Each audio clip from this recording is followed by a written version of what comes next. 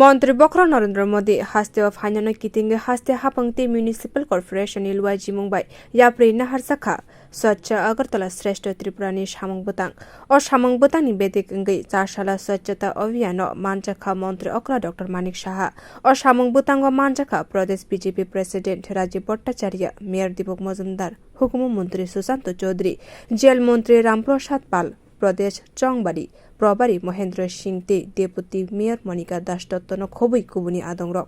मंत्री बक्र नरेंद्र मोदी हास्ते फाइनानो ते लुकुतुम पांदानो ते मंत्री अक्रा शाखा और लुकुतुम पांदाव गोबां प्रोजेक्टनि फाउंडेशन स्टोन फियोगै रिनाय मंत्री बक्रनि ककन खनाना बागै हास्तिनि जत लुकुरंनि थानिव कयमुंनारका मंत्री अक्रा